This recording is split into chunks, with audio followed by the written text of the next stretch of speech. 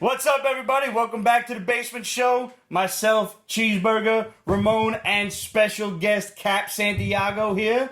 He is a cosplayer extraordinaire. We're going to get to talking about some costume creations of his, NYCC plans. He's also got a cosplay calendar that he's going to show off for us all. Nice. Plus, we got Titans Season 2, and we're even going to get to some comics, because I think we used to do that on this show. Marvel Comics 1000, Spawn 300, and we'll see what else that we have time for. So, Cat, man, welcome to the program. Thanks for coming. Thanks for having me.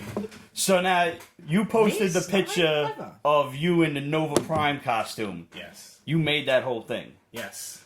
That was with That's the foam impressive. and the molding and everything. How'd you do that? Well, first I started with a sculpted mold out of plastina clay, and then I had it back. Pretend we don't know anything about what you just said. All right. Fair enough. English, dude. English. Fair enough. Basically, I sculpted all those parts that you see, and then I had it back formed, re-back formed over, 2 sides over, and then I used methacrylate to. Methacrylate is like a gluey paste, but also can act as putty, and glued everything together. The chest pieces are actually LED lights in the inside, and the gauntlets have LED lights on the hands. And you did all that wiring and everything too? Yes. Battery operated, I'm assuming, or? Yes, battery operated. I did have some help from a building engineer at my old job, because he told me he didn't want me getting shocked and my brain frying and everything. That would be key. That would be key. Yeah. Because, I mean, you're already going to spend all day in a hot costume. If you, let's face it, like, a costume like Nova Prime isn't quite as steamy as if you were hanging out like a Hulkbuster armor all day, but it's still gonna make you sweat. Does it get still gonna make you sweat? Moist in there? Actually, I was trying not to say that word for a Nah, I was going right for it. moist. Actually, no. The only problem I have with the costume is that I use sunglasses for the eyes, because his eyes are you don't really see his eyes in the Right, helmet. yeah. So I use sunglasses, and they do tend to fog up. So that happened. There's like no way around that, because There even, really like, isn't. In winter, I wear the face mask or whatever, because I try to look like Snake Eyes with the sunglasses and the mask, and even still, just... And I can't... Well, I'm walking blind. I want to go back to the mold of... You said you carved the shoulder pieces and everything else. Like, Yes. So now, do you get like a block and you Michelangelo... Michelangelo used to say... Like, somebody asked him how he made David out of a block of stone, marble, I think it was. And he said he just cut away everything that wasn't David. So is that like you had that, or did you... Because I don't know what vacuum form is either. So did you actually cut a relief into it and then pour something in to get the talk us through the molding process a second, because I don't know nothing about it. So basically, once you have your mold, you can get it back formed. Now it depends on the type of plastic that you want to use to get it back formed. So basically, I like to use Kydex. Kydex is a form of plastic. It comes like in a plastic sheet. It's a plastic substance that's able to maintain itself no matter how much you heat it. So if you make mistakes, you can just keep reusing it again. While other plastics, they tend to be cheaper. Once you use it and it doesn't come out the right way, you're going to have to dispose of it because it's just really crappy. So once it's dry, as opposed to this stuff which you can continue to mold? Yes. So basically, in the vac form machine, what it does is it melts the plastic to the form of the shape that you have inside, so that it takes to the shape, and just wait for it to dry, and you have your whatever piece, shoulder. The helmet is actually different. The helmet was actually pieces of plastic that I put together, and I just cut the mouthpiece. I was just fortunate enough that the helmet that it originally belonged to, it kind of matched my nose, because if you look at the costume with the helmet on, like, my nose is just perfectly shaped right into it. So that's just dumb luck right there. And of course the eyes are just sunglasses. The star is actually a hard piece of clay, separate from everything else. That wasn't vac formed. That was specifically sculpted and then glued onto the head. How long does a process like this take you? It depends. Like, how I work, I have to be motivated to do it. If I'm not in the mood to do it, I won't do it because then I'm gonna mess up. So when I'm motivated, then I know like I'm in the zone. I'm gonna get A, B, and C done, and if I get A, B, and C done, and if I'm still in it, then I get everything else done. Sometimes I'll be there for like 8 hours just getting most of the costume done. Wow. But I think the longest, the costume that took the longest, I think was Skyrim. Yeah, I'm gonna go with Skyrim. I think Skyrim was my longest. Now, what did you costume. do for Skyrim? What costume was that? Elder Scrolls Skyrim, the video game. Yeah.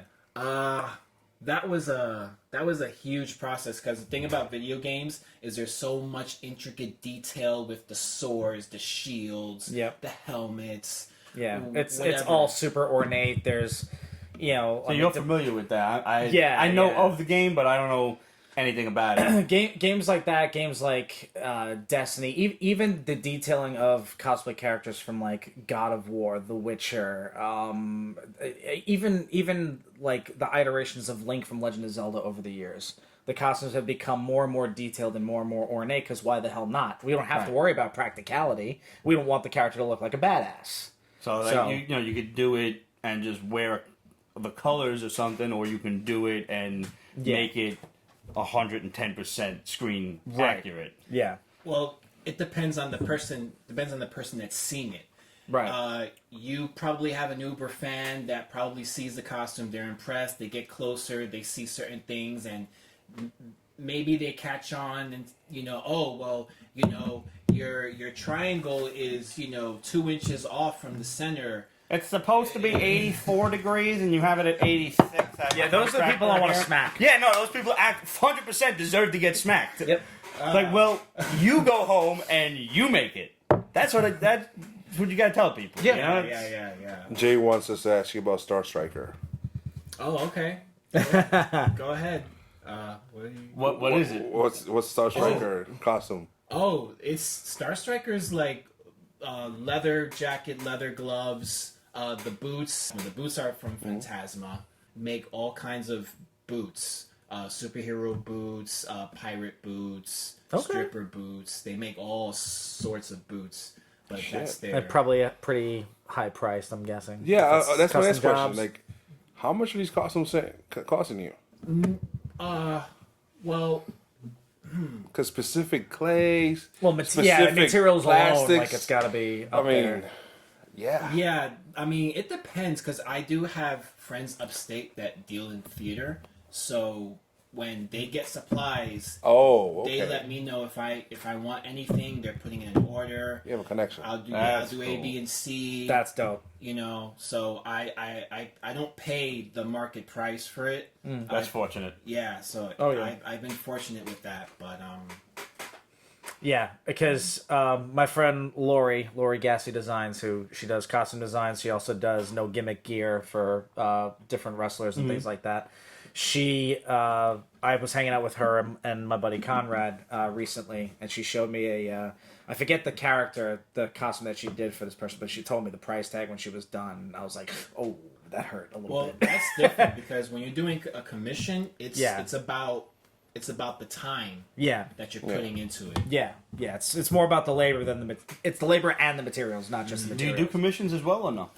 I used to do commissions, but then I would get caught up with my own stuff. Things weren't getting done, so I just stopped doing it because I can't have that responsibility if I'm not mature enough to follow through with it when I've got my own stuff. Certainly. Yeah. And especially when I have ideas. That in and of itself is a mature thing, to decide. Yeah, because you do have a lot of costume commissioners that are late on deadlines, or they don't even communicate with you how far along they are in the costume, and people can get frustrated. They get upset. Yeah. They're expecting this costume for this con. It's a mess. And especially when like you had brought up the example. I don't remember what convention you said it was, but you had the entire Superior 6. So now this is you and 5 other people who got their costumes ready and they were, ready to do a photo shoot or whatever. And if one person doesn't have their costume because of, a lazy commissioner, that's pretty shitty. Yeah. Yeah, it is. Especially when, chances are you've either already paid for it or you've probably paid half at the very least, because that's smartly how you should work, is half now, half later, like a trained assassin, Absolutely. I didn't even go there. Mark Kendall says, Dave, who will you be Saturday in New York Comic Con? Saturday. That's a good question. I'm not sure. Not sure.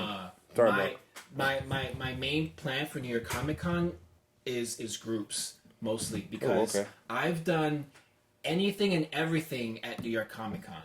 So I like to put more focus on doing group stuff, because I don't really do too many group stuff. Mm-hmm. So on Friday, I'm putting together the boys. Nice. Comic version of the boys. Yeah. All right. So all I need is a Frenchie. So if anyone out there is going to New York Comic Con, they want to be part of my group, the boys, we do need a Frenchie. Hit me up. Who are you going to be?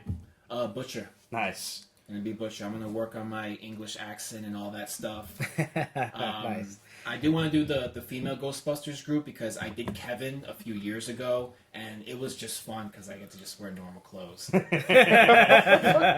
the girls, they got their suits and everything, so it's all good. So I definitely am looking forward to doing those two groups.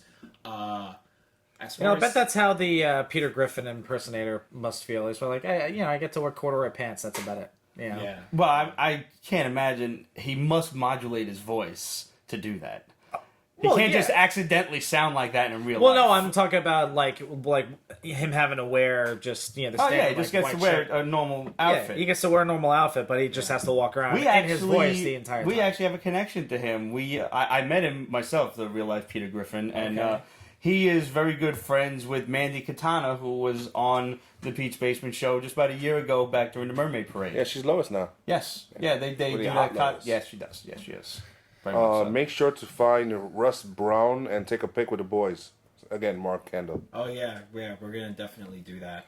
Are you cosplaying every day at Comic Con, or do you ever just go as you? I do go a day just me. I just don't know if I'm gonna do that. Well, I'm gonna probably do that Thursday, because I do want to do the female Ghostbusters on Sunday and the boys on Friday. I don't know what I'm doing Saturday. Saturday's the most craziest day. Saturdays are Right. complicated. So I don't want to crowded get day. caught up, Right. like in crowds and whatever. Yeah. People banging into costumes and stuff like that. You don't want nothing breaking either. God, I've seen so many different horror stories of like these ridiculously fragile, enormous costumes. But now, see, anime characters. some people shouldn't be walking through the crowd if their costume is like that. No, if you absolutely. got You're a absolutely right. costume You are that absolutely opens right. this shit up for 10 feet worth of wings, Don't hit the main floor. stay your ass still. Yeah. Let people come to you. I Yeah, agree. exactly. Totally agree.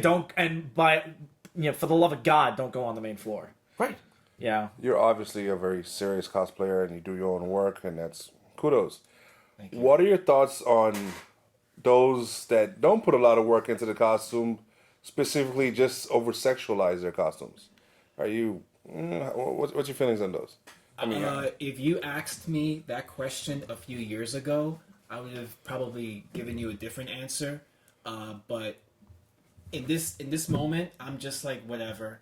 If you want to do this, more power to you. If you want to dress as Toad and wear nothing else but a mushroom on your penis, An actual mushroom, not even. I have the weirdest boner right now. But to each his own, honestly, because you're gonna do what you're gonna do, and people. The way people respond back to you, just be prepared that that's gonna happen.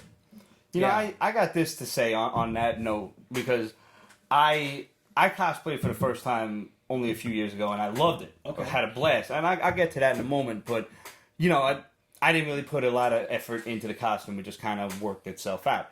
But as long as the person who's wearing said sexualized costume is paying the money to have the thing made, they're not saying like, oh, we can go on a date, you can buy me dinner, and you can make me the costume, or something like that. Like, they're not conniving their way into it. Yeah. You're paying good money for it.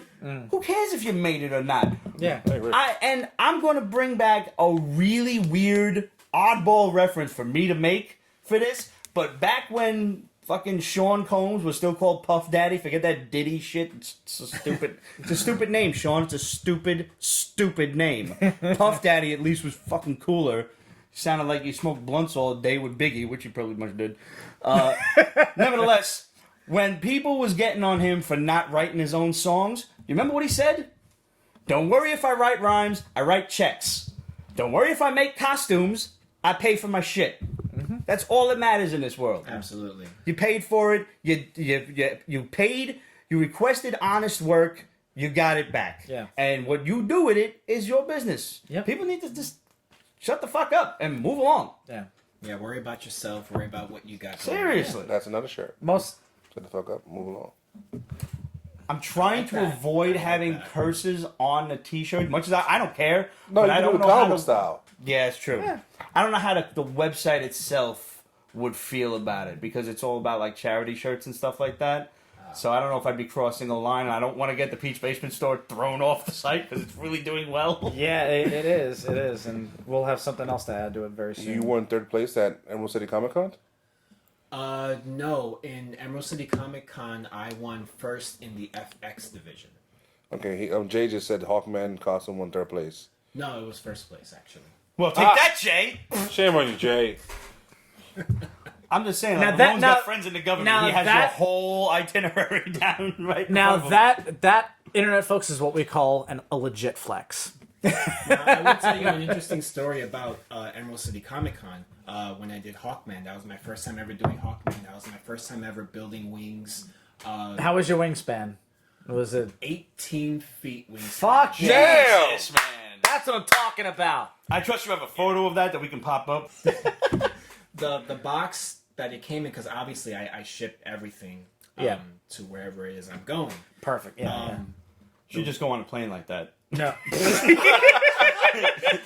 My wings would probably need like at least 3 rows or something. That's like that. so crazy. His wings wouldn't make it past TSA. You never know. I'm just You never saying. know.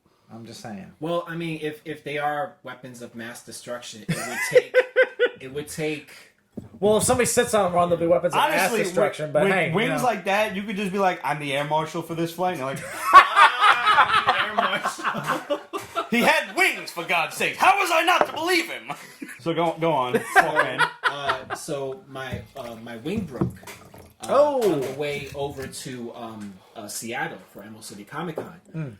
So I remember pulling it out. I remember, putting the battery in and, seeing if everything works. And this one wing wasn't working.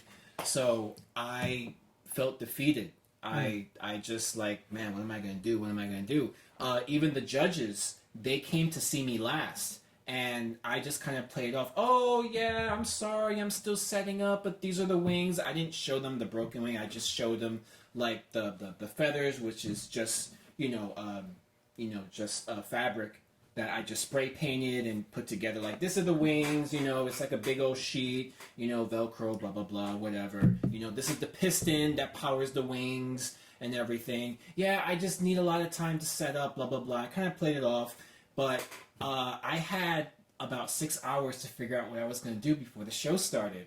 So I called my friend Ray, and I'm like, Ray, I don't know what I'm going to do. These wings, this wing is broken. I don't know what to do. And he actually gave me some words of encouragement, like, you came all the way out there. You got picked to be in this contest. You're going to go out there, wings or no wings, and you're going to rock it. You're gonna go out there and you're going to do what you came to do. So I was like, yeah. So I felt a little motivated. I don't know where. I don't know why. I thought of an old Tom and Jerry cartoon. Yeah. And Which one? yeah, like I'll tell you. I'm curious. I'll tell you. It was the episode where Tom was chasing this bird. He was trying to eat it. And the bird's wing broke. Jerry came. Jerry kind of built a sling for the wing, and they're both trying to run away from Tom until its wing miraculously heals, and then it can go fly away, yada yada. And I remember, like, wait, I can build a sling for this wing. So I'm Google mapping hardware stores. I find one like a few blocks from the convention center. I go buy a hacksaw. I buy some steel rods and some duct tape, and I'm like hacking away, and I'm putting the pieces together. I'm duct taping the hell out of it, and it worked. it worked. I was like, thank you. That it Thank you. moved and everything, or did it? Yes, Wow. it moved and everything, but the only problem was that when the wing went back in, it was kind of dangling down, but it opened up fully. So I did the show and everything, and the thing is, the people that were helping us behind the scenes, they knew that I had an issue and everything, and they were like worried that the wing wasn't going to open. It opened, and I heard everybody was like high-fiving each other and everything like that. And then backstage, when you take like photos after you've gone on the stage, they're like, oh, can you open the wings for us? So I'm opening it. It won't open. It was completely just dead. Like It opened when it needed to. Yeah. And that was Yeah, that. it's you know done, what? yeah. That's fine. Thank I'll you take for it. Yeah. Yeah. Good for you, Yeah. man. That And I that's won a victory in and of first place itself. the FX. That's awesome. So I'll tell you what solution Congratulations. came to mind on in my head for that, because I would have had no clue how to do any sort of engineering or anything. I could draw you a nifty picture of a hacksaw, but that's about it. I would have went to the nearest CVS, bought about 25 rolls of toilet paper, and then maybe 2 or 3 things of red nail polish, and I would have broke the fucking helmet. Just went as a busted up Carter Hall with the wing wrapped in bandages and shit. Just slump on out like you just got finished beating the shit out of Despero or That's something. not bad. I'm surprised I didn't think of that. On the fly. Yeah, you don't really see too many cosplayers that do battle damage. No, not often. Unless, honestly, from my recollection, Something to keep in mind if, God forbid, it ever happens again. right? Because you never know. Yeah, I mean, because I think it would be kind of cool to have a Spider-Man cut up by Venom or Carnage or something like that. Or I have seen the half mask thing. Right. I have seen that. yeah, So when did you start cosplaying? How long have you been doing this? I've been doing it since 2000. I'm gonna say 2005.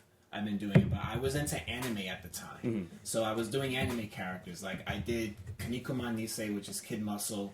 I did that was my main one, and it wasn't until after my dad's passing that I started getting into comic book characters. And the first one I ever did was Bucky Cap, and Nice. that costume was just. For me, it was just an extension of my father, because me and my dad and my brother, we used to go to Comic-Con when it was Big Apple Con at the Javits before the Mafia came and took over the Javits. That's a long time ago. I Yeah. remember that. Yeah, and you had the one guy that dressed like Spider-Man that everybody took pictures of. Yep. And, so I did the costume as, homage to him.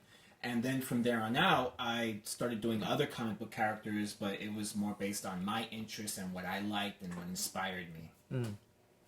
So how many cosplays would you say you've done? Just you got a rough number. Are you into 3 digits or anything? No. Okay. No. I don't. Oh man, I can't really. I don't know. I'm gonna just roughly go with a 20. All right. You got Okay. All right, 20? that's a respectable number. All right. Yeah. So Do you have a favorite? Ooh, that's my favorite's different depending on the to me what's hot. At one point I did Shirtless Bear Fighter, and I was like, oh my god, Yeah. it's so comfortable. I love this. I'm gonna do this all the time. All right. It's not often that I request a photo of a man without a shirt on, but you need to give us that picture as well so we can pop that yeah, up. Sure, I can do definitely. That was one of the funniest comics I've ever read. That's one of the best comic books I've read in the last 25 years, probably. I don't even care if it's the picture on the bearskin rug. Whatever, it's popping off. I actually wanted to do the naked underwear with the The pixels? I wanted to do that. Yeah. But then I shaved and That's dope. Way to be predictable.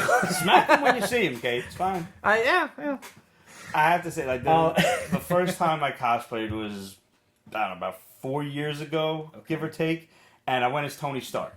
I put the suit on. I had one of the glow in the dark T-shirts that I bought off of some website or whatever. Nothing else. I'm just gonna wear my suit, and I bought my sunglasses, and I loved it. People were addressing me as Mr. Stark all day. Women were coming up to me like, "Can I hug you and take a picture?" And you see that whatever dude they're with, I don't know whether it's their boyfriend, their friend who's stuck in the friend zone, whatever the case, there was always I'll take the camera. Yo, I had so much fun, and since then, like, I've just been accessorizing. Like, one of my friends gave me one of these old school Iron Man gloves. I guess it must have come with like a little kitty costume or something, because it kind of hurts to get it on, and I ain't got big hands, but it's still a little tight.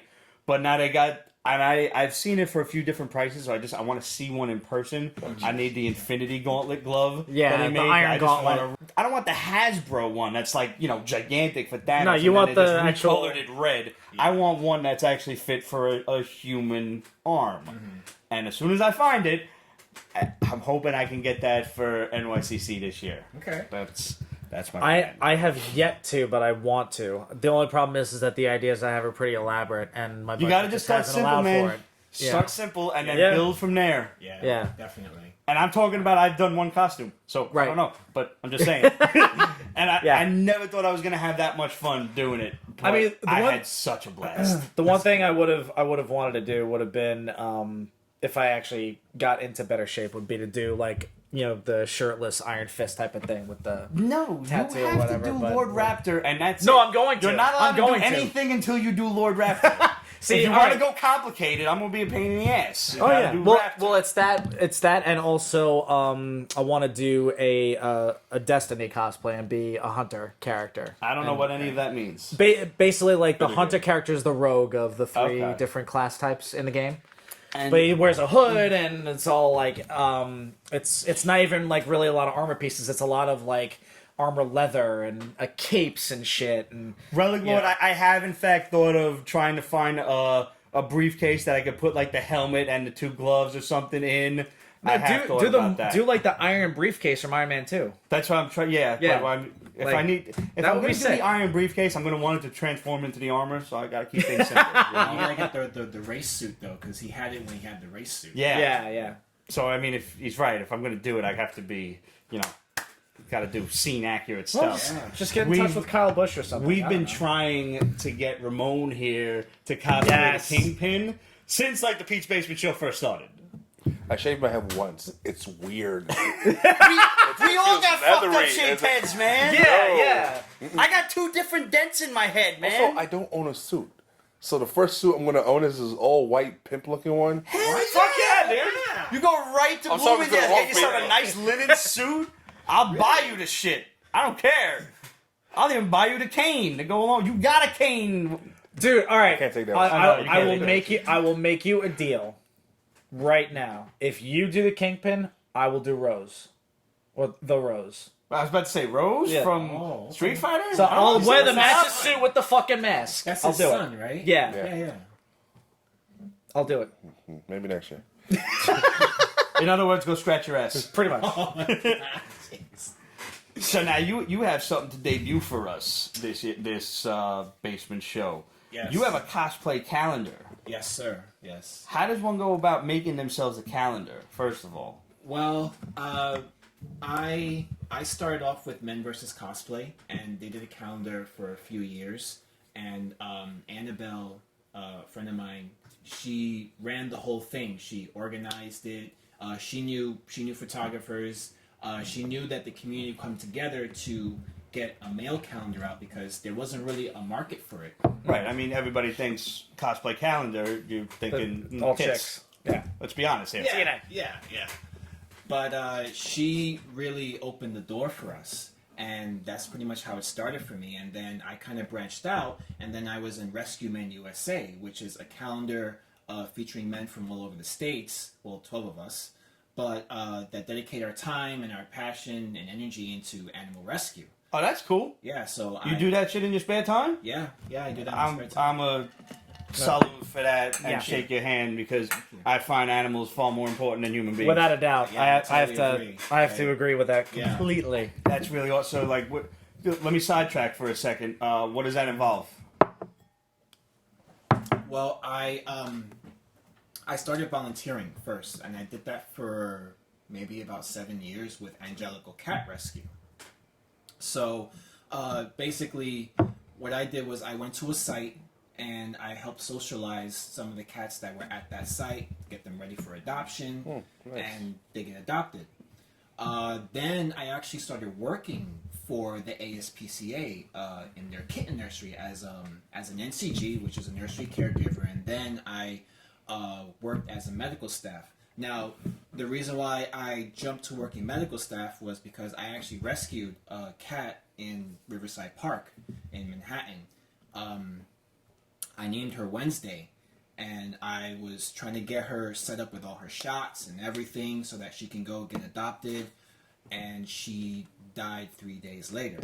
A day before she was supposed to go get her checkup, and I made a vow to myself after that day that I was going to try and do everything I can to learn about how to prevent something like this from happening, or if I know the symptoms, then I can just, take them to a vet right away and find out what's going on. And then that's when I became medical staff, and I started learning about different types of medicine that we distributed to the cats in the nursery. And along with the vets that were working there, whenever they had time, I would ask questions, and they were always very nice, and they answered me back. And I learned a lot doing that. So that's how that started. That's really great. That's awesome. Do you find it difficult sometimes to kind of let the animals go, or do you just you got 35 cats at home and that's okay? Yeah. One time I had 8 cats at home. I have 4 of my own, and then I had 4 fosters, because I was also fostering too as I was working, helping socialize the kittens with my cats so that they can learn that other cats are friendly and cool, and people are around when I have people come over. They socialize with them too, get them ready for adoption, get them adopted quick. That's pretty much the plan. But yeah, that turnaround's got to be quick though, because a lot of the shelters won't give them enough time. But I think that's when it seems like the fostering thing has started only recently, because I guess shelters are probably overcrowded. Sure. I've only just heard about people fostering animals, I would say, in the last 5 to 10 years. Yeah, thereabouts. Yeah. Yeah, because during the summer is kitten season, and that's when they're just kittens all over the place because everyone's breeding. Yep. So that's when I work seasonal at the kitten nursery, so that we try to take care of all the kittens so that they're not out there in the street or becoming roadkill, or some sick bastard decides that they want to pluck the fur from them, or whatever the case may be. So we're there to get them healthy, get them socialized, and get them adopted. That's really great. That's awesome. Good for you, man. Yeah, Props. So I did that rescueman calendar, and during all of this going on, I did have people message me, tell me in person hey, you should do your own calendar, and I just kind of blew it off. Yeah, I don't know, maybe someday. That's not really my kind of thing. I thought the same thing too. It was just females. Females have tables, and they have 8x10s, and they sell them. Right, whatever. and they got lines coming. People lining up to go and meet them. So for a guy to do this is pretty impressive, honestly. Yeah, it's a lot of work. I mean, I do have a really good team of people that believed in me and helped support me in my endeavor in this. So it's not just me. I do have some people that actually believed in me doing this and help get their hands dirty and help me put this together. And it's all you. It's 12 months, right? Yeah, 12 months. So God bless whoever can see me for 12 months. Alrighty. Listen, there's always a market for everything out there, because there's dudes buying all of those, and some women buying all of those female cosplayer calendars. Sure. Mm-hmm. There's going to be women and some dudes buying the male cosplay calendars. Yes. There is a lid for every pot. To be honest, you're in shape. I went through your site, Kratos, and a few other things. Or you're just shirtless. Yeah. Take advantage of it, dude. Yeah. Get them chicks on board. Yeah. I believe the expression you're looking for is, if you got it, flaunt it. That's too, yeah. Yeah. But yeah, I developed the confidence, and I felt I had the resources necessary to put this together, and then I did. And then it's just a matter of researching too, because I have to research what platform am I going to put this on? Indiegogo, GoFundMe, stuff like that. Right. Yeah. So I saw the most successful rate for calendars was on Kickstarter. And then I had to research on Kickstarter, who are these other people putting out calendars? How can I be different from them? Right. How can you stand out from the crowd? Right. What kind of rewards can you offer with a calendar? I mean, besides a free calendar. Well, it's funny because I've actually seen some rewards where it's like $10 and I'll thank you on my page, or I'll send you a thank you in my DMs, and I'm like, I can just do that in like 2 seconds. That's free. Right. Yeah. Okay, and then you go all the way down to the bottom, and then you finally see the calendar, the physical copy itself, and it's like $40. I'm like, that's not fair. Fair. Like, Nah, that ain't right. I didn't even Right. consider the idea of a digital calendar, like a PDF file or something. Oh like yeah, that. yeah. I should have, but I'm Yeah, still most you know, people that do that, they'll do it in I both think printed calendar. and I digital think format. take the thing and flip the page. Right, Up. yeah. I got one calendar here on the fridge, one up on the fridge upstairs, one in my office. You know. Yeah, some cosplayers will release they'll release their calendar pages to people who bought the physical as wallpapers for their Yeah, I guess you could. for Yeah, their it's like laptop computer or whatever. wallpapers, printed of pictures too. Yes. Yeah. Yes. I mean, I have a number of rewards on mine where I do have a postcard set. There's 3 different postcard sets. There's just a cosplay postcard set. It's 3 postcards in one set. There's also the Desiree Deer set, which is my drag alter ego.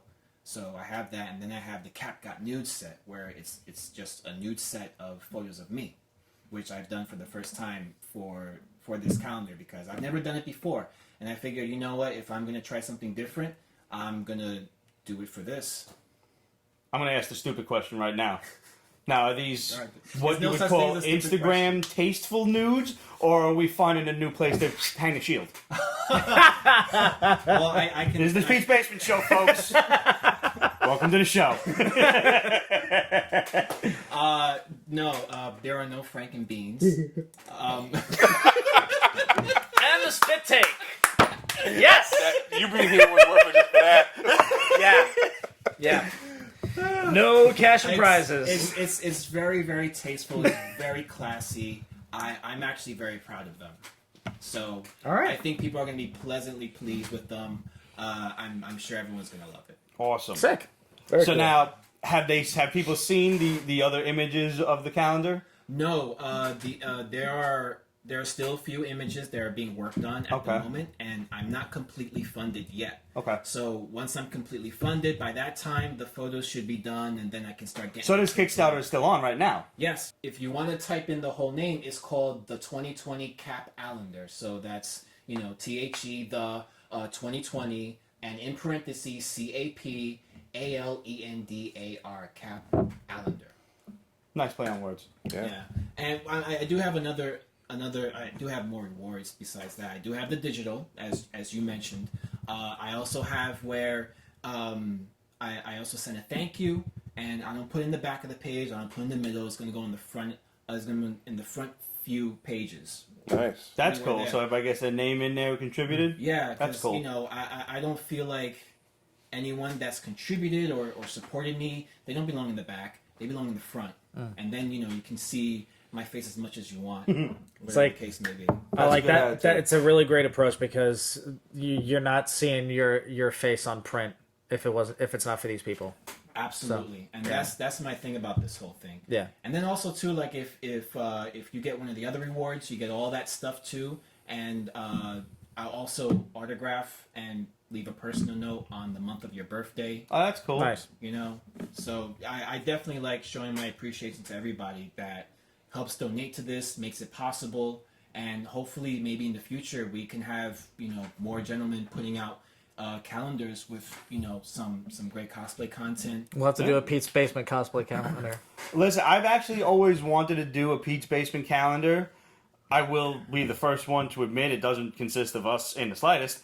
But, it's always been like kind of a back burner thought, which is why I was very interested in how you went about doing the calendar. I never thought to do it as a Kickstarter.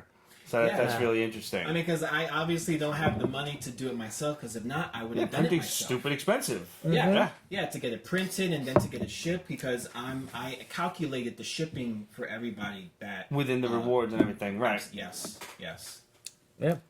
That's got to be part of You it. know, I mean, we try to keep our Patreon levels at a like kind of the bare minimum too, where you can get certain amount It's as manageable. much for as little as possible. Like you get a bunch of postcards. I think like our most expensive thing is like a $35 tier, and then you get the T-shirt and some cards and stuff like that with it. So I would try not to get too expensive until, of course, you hit the $5,000 patron level, which is where we fly you to New York, blindfold you at the airport, drive you around a whole bunch, bring you to the basement. We have you on the show. You do the show with us. Then we put the burlap sack back over your head. We drive you around a bunch, and then we just drop you off somewhere. No water torture. Not necessarily, unless they ask like to order a pineapple pizza, in which case now it's anyone's game, friend. Yeah. There's also the $1 million a month tier, which doesn't get talked about nearly enough on the Pete's Basement Show, but we do in fact have a $1 million tier as on the Patreon, in which once we get a few million, we buy you and everyone on the Pete's Basement Show a Lamborghini, and then we go tooling through the streets of New York. I thought the $1 million one would be, someone gets to spend a night in this awesome room with all this stuff. I'm really afraid of some people out there because you never know. So now you have something special to show us today. Oh, yes. I actually have the cover of what the calendar is going to be, and we're going to unveil it here. For the very first time. Shit, all right, This cool. is the world premiere of the Caplender cover. Did I say that right? The Cap Caplender? Allender. Cap Allender. Yeah. The Cap Allender. It's like the planetarium. All right. Oh, South close. Park. All right, here we go. Wait. There you go. Oh, that's really cool. That's sick. That's awesome. That is dope. I really like the just with the cat. Get out of here. Yeah, it's like, why are you here? Leave. That's pretty awesome. Man. That's pretty awesome. Yeah. Okay, I have to ask, who's the dude with the beard? I feel like I'm like That's him with a beard. no, I know who he is with the beard. I know it's him. What was the But character? who's Actually, that is actually not a character. For the calendar, there are a few photos that are just of me, and at that time I was growing the beard specifically for Kratos. So I thought, hey, why don't I just do something in a suit different from all the other months I have in the calendar? And I just noticed I look like this Russian mob boss. Yeah, You're like I'm like- Rasputin. yeah. That's who I really thought it was, but I'm like, I want to hear you say it first. But Yeah, so I'm just like, that's a real beard then. Okay, yeah, that's a real Oh, that's beard. cool. How long And that it took me to a grow? year and a half to grow it. Wow. And I did it specifically for Kratos. Yeah. I didn't know that I was going to meet my girlfriend at the time, and she was into the beard, and then when I shaved it off, she did not like me shaved. But everyone else, thank God you shaved that off. So I'm like, oh, so you just put up with it. And I'm like, yeah, but yeah. I'm How glad did your you cats shaved that. react to the face? At the time, when I was fostering kittens, they were always, grooming me. That's That's kind of hilarious. cute. All right. Yeah, I actually have video on my Instagram of them grooming me, and it's like, oh, stop, Yeah, no, that's totally Rasputin. Yeah. Yeah. Yeah. You get a you got that, and you get a Hellboy next to you. That's a great picture. Seriously, yeah. Now let me ask you this: Yeah, what sure. what do you use for the Spider-Man eyes to be able to see through there? That's actually plastic. What do they call it? It's like a plastic grate where it has a bunch of little dots inside, and I just cut it to shape, and I just glued it onto the mask pretty much. Yeah, because and the rim around is just plastic pieces, spare plastic pieces I had, and I just glued that on to cut it into shape. Cool. Alrighty. Yeah. And I want to make one note because my man Cap here is not breaking cosplay cardinal rule number 1 is when you wear, as a male of the species, when you wear skin tight outfits, wear a cup. Wear a cup. And they're there. Trust me. The cup is there. You can't help it. I mean, Spidey's right there. Yeah. Now, Yeah. I can tell you a lot of people, well, a lot of guys mostly, they don't like wearing. Well, it's a dance belt actually that I'm wearing there. Okay. okay. Dance belt is Whatever works. basically it's a cotton, a very thick cotton, that is, you know, in the crotch area. It looks like what holds a cup, actually. Yes. Yeah. Yes. Except it's just a lot more cloth. Yeah. Yes, and it's like a thong. So guys are like, "Ew, I'm not wearing that. I'm not wearing no fucking thong." Or whatever. I'm like, honestly, this is more comfortable wearing a dance belt than it is wearing a cup, because a cup will chafe. Yeah, and it's along your digging thighs. into the sides too. Yeah. Yeah. So trust Anybody me. who's played 10.5 innings in Little League will tell you that much. Yep. So yeah, you know, guys. It's a card. And for those of you who choose not to wear something like that, let me tell you, nobody needs to see that. I remember we had the don't booth- leave anything to the imagination. We had the booth at Artist Alley one time, and man, people was walking by, and I looked at Ramon like I looked at the trap, Ray. What do I do? I looked at the trap, Ray. I actually have two stuff about the dance belt thing. First one was at Midtown Comics downtown.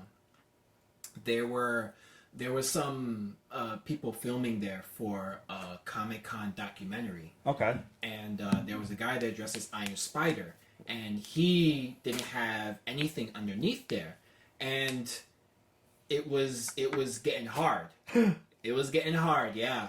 And the thing is, there were kids there too and everything. And my friend Larry pulled this guy to the side and said, "Hey, just letting you know that, you know, your Johnson is showing." And this guy, all he had to say to him was, "Oh, you know, I'm sorry, I got excited." I don't want to know what you got excited about. Yeah. It needs to go back down. I mean, ain't you ever been in, it's fucking 7th grade and you don't want to get up to the blackboard to point out the right answer because the teacher told you to? Fold it up! Fold that son of a bitch up! Poke yourself in the belly button, whatever you have to do. Ain't nobody never did that? Now, my second story is actually a little bit more embarrassing. Go on. It was. I just talked about folding my dick up, so it's fine. Go on. It was at New York Comic Con where I got the Dark Avengers together, got the whole group and everything, and my friend Mike, he got us stage time to be up there and showcase all of us as the group, and I had my own photographer down below the stage shooting photos and everything, and Mike comes up to the stage and he's pulling me to the side and he's telling me, "Listen, your symbiote Spider-Man there, I can see his penis." And I'm like, "What?" It's like see-through?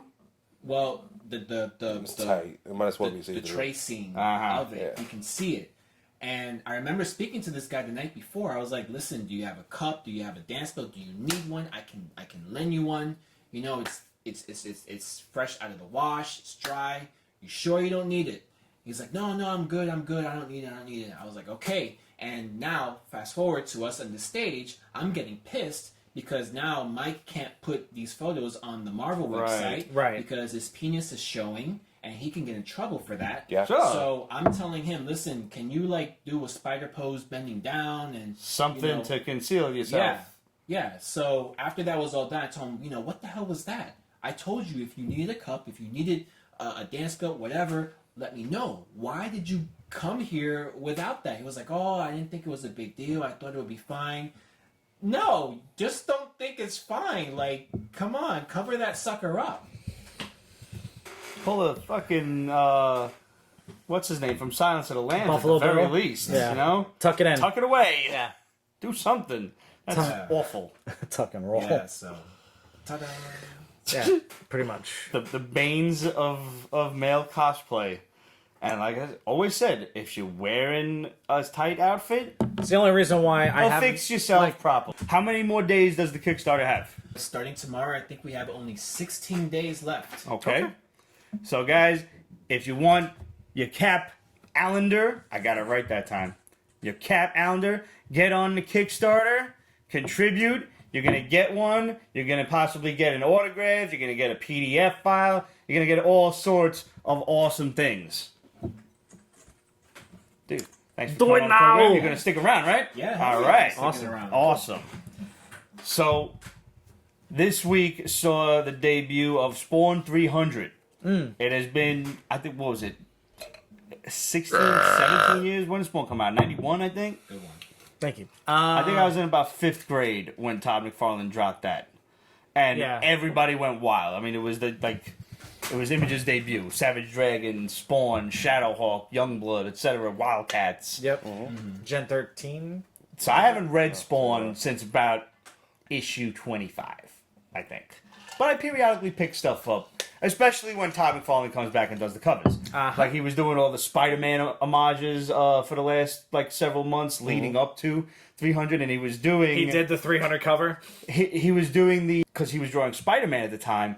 He was doing the Venom lead up. So all of the the fight with Chance and everything leading up to 300, he reworked the covers to be Spawn and some Spawn villains. Right. So I picked those up, and I tried reading them and everything, and it's not exactly jump on friendly. No, it's 300. Yeah, but I mean sometimes like 200 they boasted was a really great jump on point. 150 they also said the same thing. 300 they didn't say a word about it, and it was not.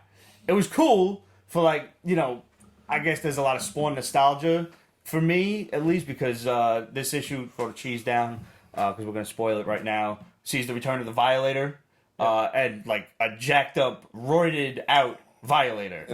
In the suit to start with. Yeah. Like he's not the fat clown anymore. He looks like the Kingpin in makeup. Yeah. It's He looks wild. like a buff ass boss version of Kingpin. And I was like, okay, this is Spawn makes interesting. fun of him, and he's like, "Oh yeah, you remind me of somebody, but I killed him." He's like, "Did you?" Like you talk, and it was pretty cool because the before he morphs out of it, the human shell, Spawn takes him, he grabs him with the chains and he punches through his chest and rips his heart out, which is exactly what Violator did to him in the first appearance. And then he's like, stupid humans, and then you see the big splash page, Spawn's got the hole in his chest, power's going and everything, because that was the 90s, the hand power and stuff, hands right here. Yeah. He's holding a big-ass pineapple or something, he doesn't really know what to do with it.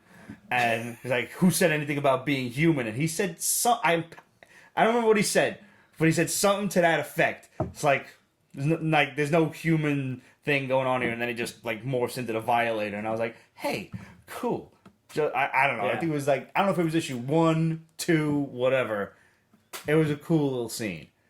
And then they had my man, the Redeemer, well, better known as Anti-Spawn from the beginning of the series. And, they were going back and forth in a very Spider-Man Venom kind of, you're a villain, but you're not really the villain kind of way. Yeah. And that was a cool scene when he became, basically the Grim Reaper. And it's he became the first Reaper in how long? I don't know if that's the first appearance of the character or anything. Right. I dug it. It looked cool. Is it enough to make me continue reading Spawn? No, because I just think about all the issues that I have to backtrack through there. Yeah. OCD. Yeah, collecting comics and having OCD is dangerous. Yeah, it really Very. is. Extremely dangerous. They kind of nullified everything we knew about Spawn. But back in the day, it was the costume that gave him his powers. It was the symbiote and everything, and there was always that very foreboding countdown of every time he used his powers that the number went down. And I can't imagine that number's been going down since issue 1, and it's only now gotten to the last 2 numbers, but whatever. So this throws everything we knew about him on its ear because the Violator basically rips the costume off of him, and that's supposed to kill him. Yeah. And then he blows up just like Al Simmons' half fried and half decayed corpse and everything, and then he just starts getting up it's the costume's not what gave me the power. I am Spawn, and he just starts sticking spikes through his arm like the crazy girl in Night of the Living Dead Part 3. That's a good one. Thank you. Yeah. That was a great reference. I know. Starts pulling, I'm really proud of attaching that razor one. wire to his chest and shit like that. So yeah, you remember Painting exactly his when she body. realized I'm dead, but I gotta fight all the zombies. She's just putting shit through herself and everything. There was that one going on. Yeah, it was great. I don't know. I think if you're a Spawn fan, you probably really dug this. Are there any Spawn fans out there in Pete's Basement Land? Because I'd love to hear from you guys. Just catch us up. Give us the Cliff's Notes on what's going on. And is this new version of Spawn going to show up in MK11? Well, I would hope he gets a costume again because he's naked with a cape and spikes. And Basically, well played yeah. skull. And a well played. Yeah. But no, the skull very- is just a belt. Like there's Yeah, a it's the well belt played buckle. shadow going on. Let's hope nobody cosplays that Spawn at Good NYCC. God. Oh, Jesus. Or maybe he lost his thing when he got burned up and everything, Well, which would suck. that would. I mean, the rest of them grew back. Why wouldn't that? that's like Homeboy and the Boys. Well, Boji's a dick. Pun intended? Yeah. Okay. Ah! Well, that's like, your man from the Boys when he was with Ice Princess. Remember? Yeah. When he said he was banging Ice Princess and she orgasmed and Oh yeah. She had, like, Yeah. Solid and yep, yeah. snap. Celsius. Yeah, the- whatever. I don't want to The review support group. I don't want to review the Boys without Red because he's been dying to review it, so we're not going to get into that. But I finally finished watching it and It's glorious. it's so good. It's so good. You got it. Just forget everything you have to do. Forget everything you're watching. Watch The Boys. It's the best 8 hours. Not even 8 hours because it's like 45-minute episodes. Yeah. Best on 8 hours of Prime? your life. Yeah, Amazon Prime. Okay. That I can do. The books are more gruesome. Oh yeah. Like- yeah. Yeah. Dynamite, right? Yeah. Okay. What a- Surprisingly Yeah. dynamite because they are so gruesome that it felt very much like Avatar. Yeah. Well, originally it was supposed to be on DC, I think, and then they I can't even imagine. Even in Vertigo, I can't imagine that. and then Right, yeah. Dynamite took him in. So Thank God for that. yeah. I would like to think that they've done very well for themselves because of that. Because even trying to get that the scope of the show into the DC cinematic universe just No, makes me not cringe. DC Comics. Well, you no, mean, I like know, the, but just in- but it would have had to be the Vertigo line. There's no possible way he could have. All new ones? Yeah, that Ennis could have pulled off what he did with the Boys with mainstream superheroes because it's, Yeah. Absolutely. he is very much on record as he hates superheroes. Hates Right. them. I mean, if you Which look is at, which is why the fact that he wrote for Punisher Max was awesome. and it's kind of surprising because also the Punisher's not really a soup. He's he's your average guy. Yeah. But he did the Boys, he did the Pro, and he did another superhero team that was a lot like Justice League, but I forget what the name of it is. And then he did, I think it's the Raid, which was just cops, which was just a total sidestep to his anti-superhero genre. But if y'all have never read the Pro, go get that. That's It's I've beautiful. been meaning to read that. it's just a simple one issue thing, and it's awesome. Yeah. I was unfortunate enough to see a woman on the New York City subway who looked exactly like that. It's a shame. Last week saw the premiere of Marvel Comics 1000. They are on record as saying it was purely, a prestige. It's just for the sake of a number 1,000 issue, even though it very much looked to the casual observer like a me too, look at me, I want to play too, to DC's Tech and Action 1000 from the previous year. Actually, this year. Action was last year, Tech was this year. Yes? Recently. Recently. The other day. Yeah. Yeah. Which pretty much for me covers like the last 3-4 years. Yep. Whiskey. No, it was long before the whiskey, trust me. Trust me, I smoked most of that away a long time ago. Hey. Okay. But if you actually sit down and read Marvel Comics 1000, the way they handled it, I knew it was going to be. First of all, they had a whole mess of amazing covers by amazing and talented creative They teams. did. And I gotta say, like, as much as, it was exactly like what DC did with the decades covers, the 1940s, they skipped the 50s because 50s Marvel was just, pre-code horror, which would have been a dope cover anyway, but Yeah. regardless, a little fin fang foom, groom, gore kill the living demon kind of shit. Yeah, I know about all of them cats. Yeah. Just saying. Then you get the 60s, 70s, 80s, but they were really cool covers. The 80s one with She-Hulk, where she's holding the thing up, Yeah. that was a great cover. The 70s one with all the Ghost Rider, Doc Strange, Brother Voodoo, and all them guys, that was pretty cool. How many did you buy? All the decades ones. The Venom Spider-Man one. Of course. Yeah, I had to get that one. Uh-huh. And the Clayton Crane one with the entire Marvel cast on it. That one I would want to get my hands on. I was not even the slightest bit interested in the $300+ D23 exclusive cover. So it's the one not with your Mickey one? Mouse. You know, where like Mickey Yeah. Mouse is showing off the thing. And yeah, Captain America's in it too, or something. Like Yeah, that. and it's like Spidey, Iron Man, and there's like a couple of people, and they all look like they're in. They actually all look like they're in Jem Mint's room that he does his podcast from. If any of you guys are familiar with my man Jem Mint on YouTube, if you're not, go and check him out. He does really awesome omnibus reviews, statue reviews. It's great, but like I guess it's like his attic or something. That's a completely finished attic, but I'm just judging by the way the roof is, or the wall is curved. Like it looks like it would kind of lead up into that, and the way the artwork is on the cover, it looks exactly the same. And the way the posters are like up on the ceiling like that, but the way they handled each of the pages in this 88 something page book. It's hefty. Yeah. Each page is its own kind of story that introduces a new character. Like it introduces you to the Submariner. It introduces you on the next page to the John Hammond, the Human Torch. And this person came out in This issue yeah. of this year. The next issue is this issue of this year. And there's a lot of Golden Age characters that you don't know. Yeah. You have no idea who these people are. Makes you wonder they're gonna bring them back. Yeah. I'm like, I wonder what their plan is, or if it was just a really nice tribute to some of these characters who have gone by the wayside. One character they kept on mentioning, the one with the black mask. I thought that was Eternity, but I guess this is just someone new that they're It's introducing. the mask is connected to eternity. That much I did read. We have Batman Superman from 2 weeks ago. Number one. Ramon was kind enough to hit Midtown Comics Downtown. and get these signed by Joshua Williamson. We had a question. Actually, Williamson gave us this question last week. Yeah.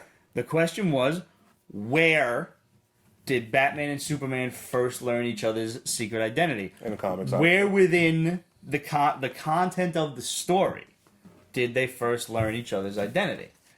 And our boy Rocco, who's also a cosplayer, my man O Rocco, he does a really cool dead shot. Okay. And he did a cable just recently for this wow. like big cosplay event that went on, I think it was Governor's Island or Roosevelt Island. One of them random islands in the city. Yeah. It's a couple of them. So he had kind of blurted out like, well, it must be the Silver Age. Yes, it was. It was actually like the cusp of the golden into the Silver Age. So that answer was Superman 76. Way, way back. And there's like Lois Lane yelling on the cover, oh my God, someone help me. And Superman's coming from one side. This looks like a job for Superman. Remember when he used to say that like regularly? Yes. Yeah. And then there's Batman swinging in. Nope, this looks like a job for Batman. And proceed to, meet up. This isn't the first time they met. They have met before in a previous issue. I believe. I'm going to search my memory banks here. I think it's World's Finest issue 1. I think so too. But I'm not totally certain. And this is going back to the 40s. I think that was it. But anyway, this is when they learn who each other is. And It's on a cruise. it was, in fact, on a cruise. Christopher G. Cooper had the correct answer. The sole man with the correct answer. Superman 76 on a cruise ship. And he even sent us the panel. Showing up for you guys right now. Well done, sir. Well done indeed. So, Chris, send us your address, and I will have all 3 of these, plus some nifty Pete's Basement goodies, sent to you lickety-split. And by lickety-split, I mean please allow 6 to 8 weeks for delivery, because I have to get my lazy ass to the post office. It's tough sometimes. Sometimes it rains, sometimes I'm stuck at the office. It happens. Sometimes This you're is drunk. not our job. This is not it. We all have real jobs. This, believe it or not, is for fun. Sometimes when I'm stuck editing for 5 hours, it doesn't feel like it. But then I have to remind myself, this is for fun. Then he has to. Those are those days when he texts us like, "Entertain me" or something. I'm dying. Yeah, no, it's... Or it's like 1 o'clock in the morning and I'll send fucking various text messages like, I'm stuck in the war room, entertain me. But now, I didn't get to read this book. Did you? Yes. How was it? It's actually good. Really? Yeah, there's a good vibe between the two, and it's like the guy before me asked him, "Hey, regarding the DC Cinematic Universe, Okay. what do you think of the Batman Superman movie?" And he said, "What movie?" I'm like, "Oh my god, you work for DC, dude." And I'm like, but he's like, so the guy asked him, "How do you think they could have done it better?" Just have them talk to each other, be funny. You know, they are friends. You know, they're not like the same, but they are friends, and he does that in his book. They get along well. They have like little snide comments about each other. That like we've been friends long enough so we can just bust each other's chops kind of thing? Like he's making a big entrance. Oh, and they both say it about each other because they both make big entrances. Stuff like that. And it's so damn good. It's just, it's good. That was the one thing I actually enjoyed about the original one that they came out with that was Michael Turner drew it and then Ed McGuinness drew it. That was volume 1. That was, so volume 1 of that was a lot. I don't know if it was as buddy as it was, but it wasn't like they were trying to figure each other out. Yeah, no, that's exactly and like that's got to be the point. If you're gonna do this as a team up book with as well established as they are, you got to have them just be like, okay, we're getting along, we're friends, we're gonna get shit done. Like that's it. Yeah, you know, might be a little different in styles, but yeah, okay, we're gonna get it done. Honestly, if you ask me, just to go back, let's go back in time a little bit further than even the volume 1 of Batman Superman. Let's go back to the world's finest, the Batman Superman animated movie together. When they met that way, and Batman comes in with the kryptonite, and like Superman knocks him down, uses his X-ray vision, is like, Bruce Wayne, you peaked. Like that's awesome. Yeah. And then he got him back. And then with the little tracker on the cape, like, oh hey, from a mile away, see ya. Like shit like that. That's like. Because only Batman could get away with putting a tracker on Superman and he doesn't know it. Right. And it takes out Lois Lane. Yeah. Like, that was singularly one of the finest, I understand world's finest, no pun intended there, animated features ever. Sometimes creators do too much. Yep. Yeah. And with or they just overthink. But sometimes they have a lot of fun doing it. Like, with two characters like this, if you have the freedom to do what you want to do, you could really have a lot of fun with this. You could have, like, Captain America and Iron Man level fun of, like, the MCU. You know, like, how they bantered back and forth, which is how it should be. It should be fun, but a lot of times they get too artsy. And next thing you know, there's no sales. Yeah. And at the end of the day, it is a business, and your shit has to sell. And that's why this is on Volume 3, because Volume 1 ended and Volume 2 ended. Like, I don't know if... Like, I've ever admitted it before, but if I was, like, beating the shit out of somebody, for whatever reason, and honestly, like, Superman didn't really do anything except for the fact that he was different than Batman. You know, he was different, so draw your own allegories to that. Well, yeah, that's... If I found out that this mom's name was Joan, I might have a pause, just for a second. Like... I don't know what you're talking about. My wife is still upset that I made her watch that. Did you make her watch Justice League? Did I? I don't remember. Because you should then. She's still like I actually it was on TV the other day. Suicide Squad. We started watching it, and she's like, okay. Then Jared Leto came on. Change it. Yep. She's like, change it. You owe me for that. There was 10 minutes. No, I was liking it. Even Will Smith's part and everything like that. And then Leto, she's like, that's not. Wait, what do you think she's gonna make you watch as retribution? No, she's not cool that way. The Notebook. No, she's not into that. Classic. It's a pretty dope movie. Her favorite movies it is a dope Gladiator, movie. Terminator 2. Like the other day, we were watching the second parts of Sicario. When does she want to watch Gladiator? I'll come over. Yeah, seriously, I'll come over too. If it's on, she watches it. Has she seen the Funko Pops? Yes, she has. Wait, they have Gladiator from... They're coming. They're still in that little sketch phase, you know, where they don't have like the actual figure yet. Oh man, they got the regular Russell Crowe one in the gray armor. Yeah. They got Commodus with the thumbs down. Nice. Then they got 2 Chase figures. One's FYE and one is actually a Funko Pop exclusive too. So you got to get on that website like you would like J. Scott Campbell on a Saturday kind of shit. Right. One of them is is Maximus with the helmet, Right, the spiked helmet? Yeah, the Spaniard helmet. Okay. And the other is the gold armor that he fought the Emperor with at the end of the movie. Okay. So yes, obviously I've studied these, and I'm going to have them all because this is like just one of my favorite movies of all time. Yeah, seriously, it's one of the best movies. They also have Tombstone ones coming out, and there's like 4 different Doc Hollidays, and I need them. I need them in Need my them life. all. I do. Cause why? Because I'm your Huckleberry. There you go. But getting back to that whole Batman Superman type of thing, and how Batman is kind of like basically mistrust or distrust Superman simply for being different. Like you realize in that moment that him and Lex Luthor are two sides of the same coin. Oh, that's a cool one. That's the Nova one. Did you just order that? No. Yeah, that's the one I got. That's the one you got. Yeah. Yeah. No, I got the Nova Prime, which I just That's ordered. the one you're talking about. Yeah. There you go. Nice.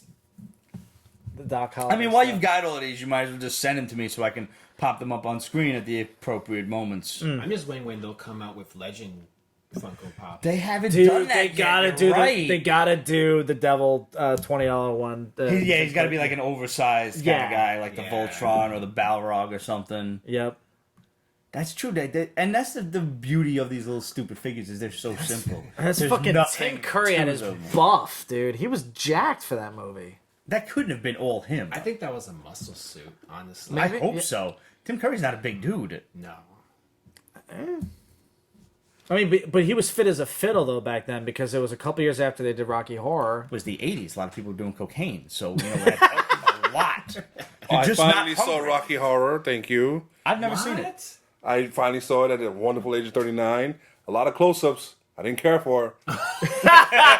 Curry's a hairy bastard. Oh, come on, the music. No, it's awesome. I like the movie. It's hilarious. Yeah, but it's I've still also never seen it because I'm still waiting for somebody to turn around and like I don't want to just watch the shit at home on like a TV. I want somebody to say, "Hey, it's Halloween. Let's like," because there's always a movie theater in New York City playing the shit. Oh, yeah. And I think they, Yeah, I don't know if but they those- still do it down in the village where they do like the, I'm like pretty they sure they act do. the whole thing out. yeah. Like I'll go to that. I want to watch it. Or the crowd like shouts like specific things that they just come up with, like Right. in between lines and shit. I mean, like I grew up then. I still know how to do the time warp, but I don't. I want to watch it. Yeah. I either want to watch it in style or I want to see it performed. Either one. I actually did performed, Dr. wow. Frankenfurter for Halloween in California. Oh, you're a brave That's man. Wow. I know the costume. I know all about it. I just never actually seen it moving, so to speak. Relic Lord says, imagine the damage that could happen if Luthor teamed up with Batman for control of the metahumans. Luthor teaming up with Batman is essentially Mark Millar's Superior, with strong language. Which I didn't care for the strong language. Not Superior, I'm sorry. What the hell was this dude's name? The dude in white that was basically evil Batman. Oh, Nemesis! yes, thank you. Okay. Yes. Oh, right. That was a good series. I just did not care for the fucking strong language. Yeah, it was Language. quite strong. Yeah, like, this dude's cursing, like, he makes me look like a priest, for God's sakes. And not one of priests, but like, a good priest, you know? They've made quite a few Mark Miller movies. I'm surprised they didn't do Nemesis. I think it's all going to Millar World on Netflix, which we don't really have a release date for, but I know Superior's coming. I believe there's either a Kick-Ass TV show or like a Hit Girl spin-off of some sort, but I haven't heard anything on Nemesis. I would even accept like a crazy-ass anime, because he did a lot of crazy shit in that, from the, jumping on planes and everything. That's going to be a true. big-ass budget. Yeah. I'll accept an anime. I don't care. Especially with the way that, like, Powerhouse Studios has done Castlevania and they're doing He-Man and everything. I think it's Powerhouse. I need to get one of those. I think that's the name of it. Yeah, it would make sense to do it as anime. I mean, that would cut half the budget right Yep. there. Yeah. I would like to mention our better. friend Sebastian's little book called Niobe You might have heard of it. is on Kickstarter again. Get it. It's great shit.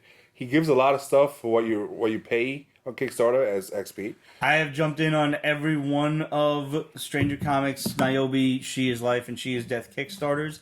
I'm going to jump in on this one. I haven't even had a moment to breathe to look at the prizes on there. I know Seb had sent me an email about, hey, the early bird specials are up. I didn't get a chance to take a look at that, but I firmly intend to take a look at this Kickstarter. The last time I did, I got my face plastered onto the back cover of the comic book, and it was all like whatever tier you want, all the supporters get their charming visages put on there. Also, it's ideal to get on his Kickstarter stuff because he's going to be on HBO. Yes, he is. So this is a collector's item opportunity for all of you guys out there with dollar signs in your eyes. Niobe has been, what is the word I'm looking for? Picked up? Picked up, sure. Purchased, licensed? Optioned. There you go. Good man, cheeseburger. Optioned for a live action series on HBO. They're exploring the entire world of Erathune, and the possibilities are numerous. They're not endless, but they are quite numerous. There are several different titles, from Niobe to Dusu to all of these other ones, and you can pretty much get a hold of all of these within the Kickstarter, depending on what tier you want to chime in at. And there's always really awesome, like, solid-ass hardcovers and stuff. Yeah, it's a gorgeous, your book you got, it's glossy and sexy, and then it comes with a wrapper on cover, which is like a poster on the inside.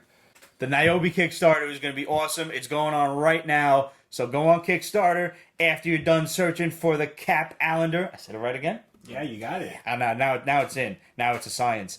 After you're done with that, then get on the Niobe Kickstarter. Just search Niobe. I'm sure it'll pop right up. Yeah, I'm looking it up right now. There you go. Good man, Cheese. Titan Season 2 started this week. Yes. No, it starts tomorrow. Oh, tomorrow. Tomorrow. That's right. See, I still haven't seen part 1 yet, so I know.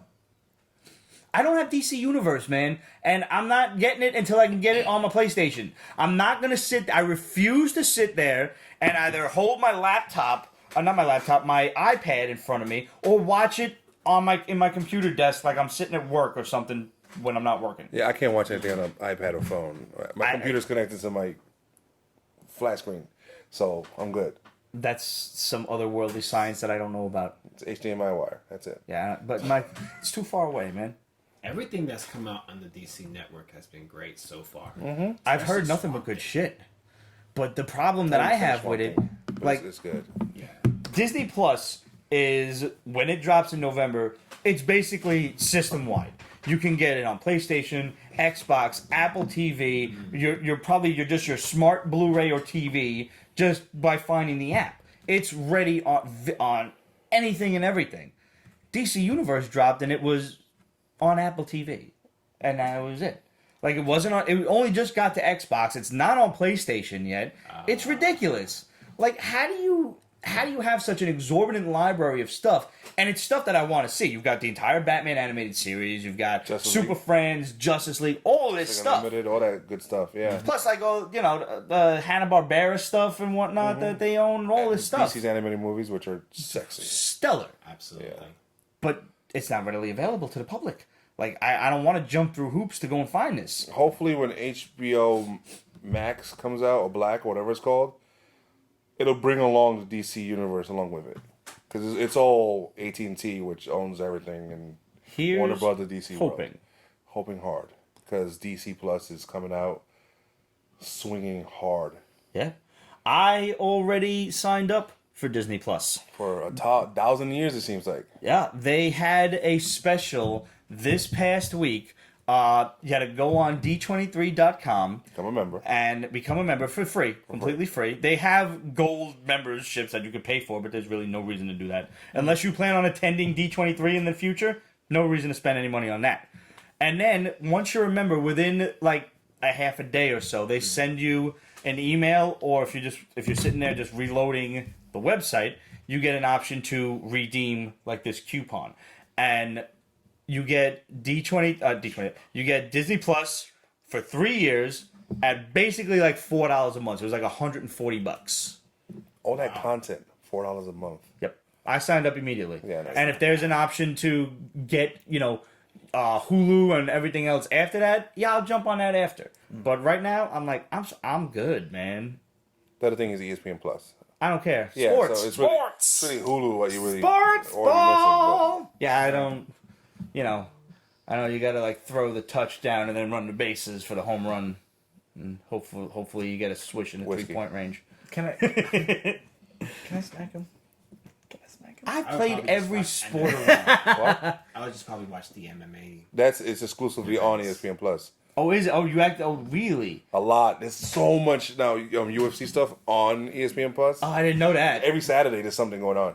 This Saturday is a championship fight too. It's a good one too. It's at 2:00. It's this guy, the one who beat the crap out of Connor. Uh huh. He's defending his belt against Poirier. I forget the names. But I haven't watched them in so long. I had no idea they were on ESPN now. Yeah. Because I don't want to watch the shit on pay-per-view. Like, No, especially when it's just going to hit, like, YouTube in, I don't know, 10 minutes. They signed us an That's exclusive. kind of what I did too. Yeah. Or, you've always got that one person who's, like, on Periscope like we are now, but they're just watching it as, like, and they're holding the phone or something like that. Or they got on a little tripod. Yeah. Like, not all heroes wear capes. Thank you. I've actually posted on a few friends' pages like, "Oh, so are you gonna like show the fight live on your phone?" And you're like, "Yeah, no, I'm not doing that." I'm like, "Oh, okay." I'm watching it. All right. Boo. But I had no idea. So that would be a reason for me to get the Yeah. ESPN shit. All right, cool. But yeah, signed up for Disney Plus already, and whenever DC Universe decides to get their act together, I'll sign up for that. But in the meantime, I'll have to watch Titans through other means, like first.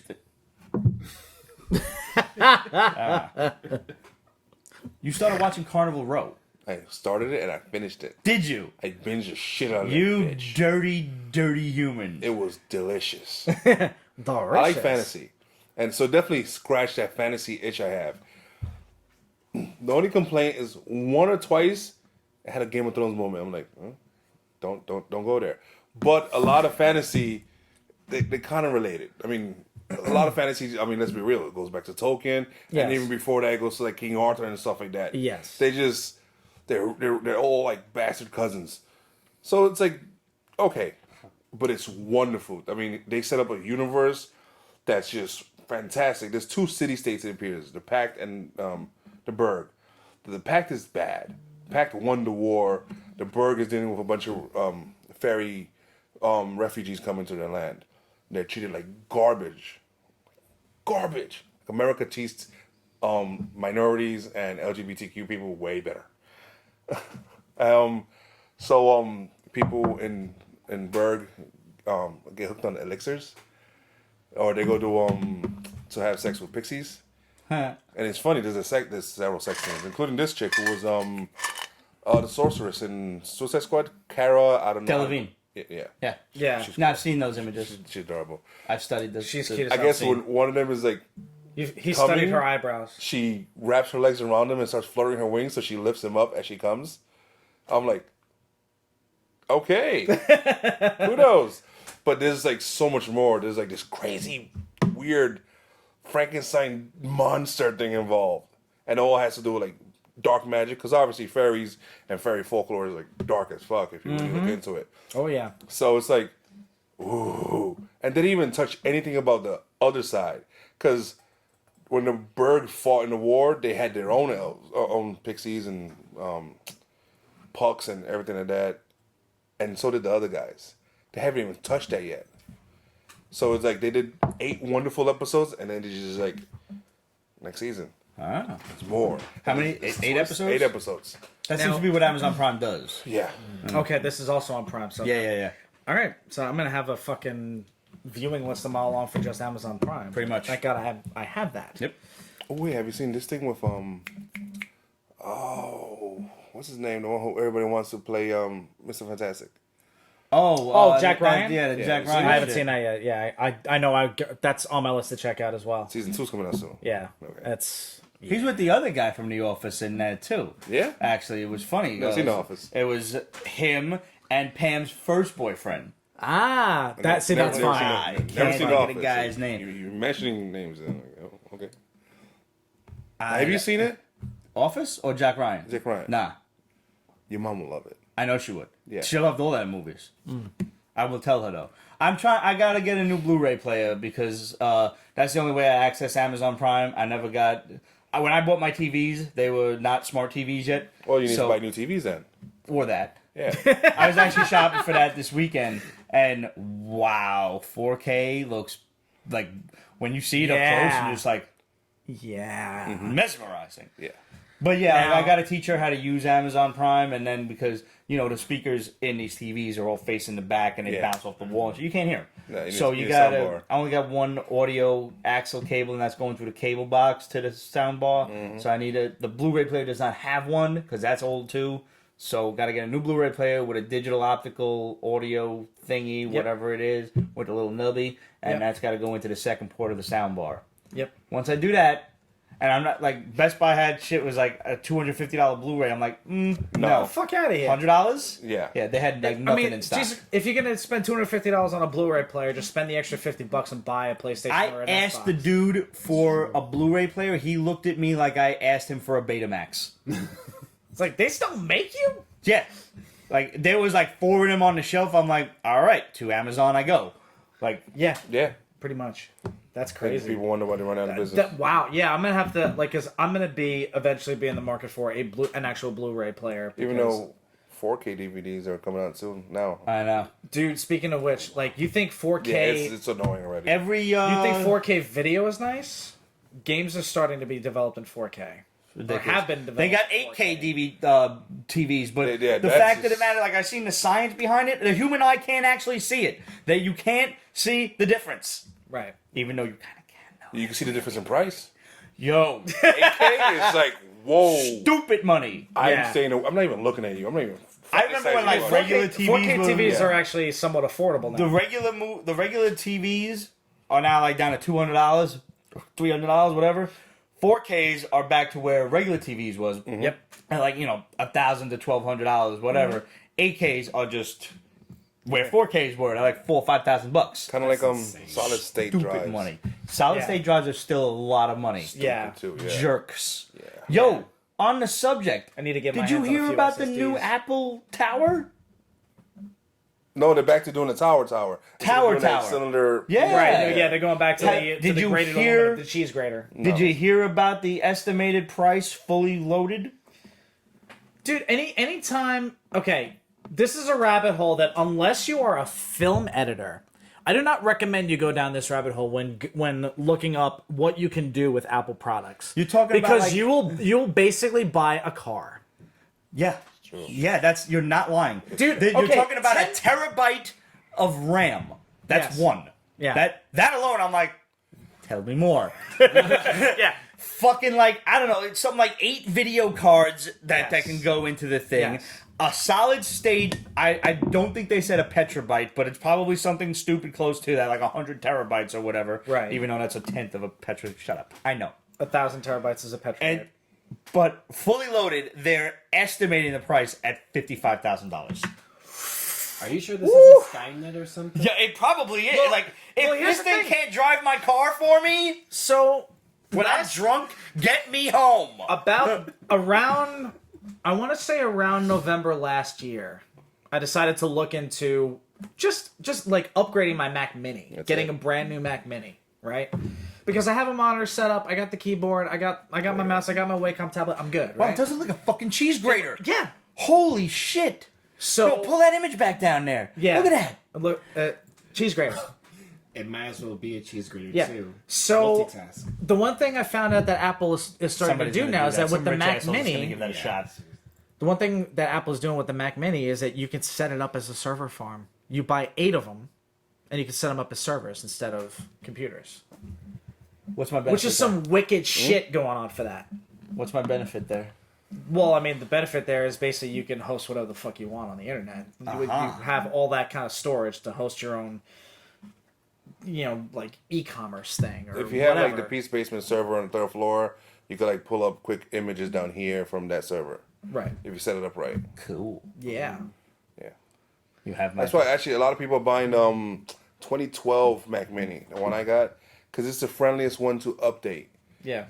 I think that's the version I have. I've added new RAM to that one. I maxed it out Yeah. on my own, and it was simple. So I'm like, ooh, what else I can do? I got and there's I have a 2012 tutorials for laptop. everything. Well, at this point, I'm just going to focus on getting myself the Mevo camera for the show, and we'll take it from there. So we got a few questions and comments.